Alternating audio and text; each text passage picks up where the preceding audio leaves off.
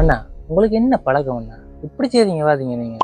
ஏன் தம்பி இப்படி சொல்றீங்க? நான் என்ன செஞ்சேன்? நான் போட்டி போட்டி ஜெயிச்சுட்டான்டா நீங்க என்ன செய்யணும்? அவனை கூப்பிட்டு கிஃப்ட கொடுக்கணும். அதோட ஒரு கதையும் இல்லாம இருக்கிறீங்க. இல்ல தம்பி, காலங்காலமா வளமையா ஜெயிக்கிறவங்க எல்லாத்தையும் தோக்கடிச்சு நீங்க ஜெயிச்சிட்டீங்க. எனக்கு இதுல கொஞ்சம் சந்தேகமா இருக்கு. அதனால நான் அப்படியே விட்டுட்டேன். என்ன விளாடுறீங்க? சரி தம்பி சரி தம்பி, இந்த சீட்டை கொண்டு வந்தீங்களோ? என்ன குடிங்க. ஓகே சீட்டு தாங்க குடிங்க. தாங்க. என்ன சாமான் இது? தம்பி தம்பி வருங்க வருங்க, தாங்க கிஃப்ட். என்ன என்ன நீங்க தாங்க தாங்க தாங்க.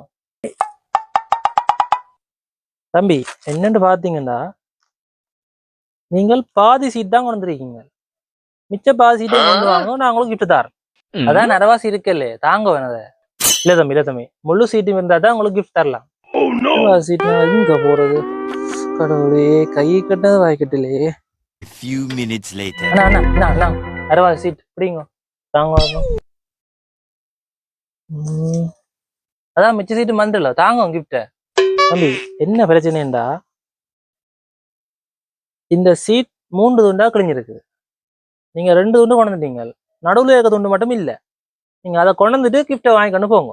இது என்ன கேரட்ஸா? அதான் 2 சீட் இருக்கு இல்லையா, அப்புறம் என்ன? இல்ல தம்பி இந்த 2 சீட்டை வச்ச கொண்டு உங்களுக்கு தெரியலாது. நீங்க 3வது சீட்டையும் கொண்டு வந்தீங்கன்னா தான் உங்களுக்கு இந்த கிஃப்ட் கிடைக்கும்.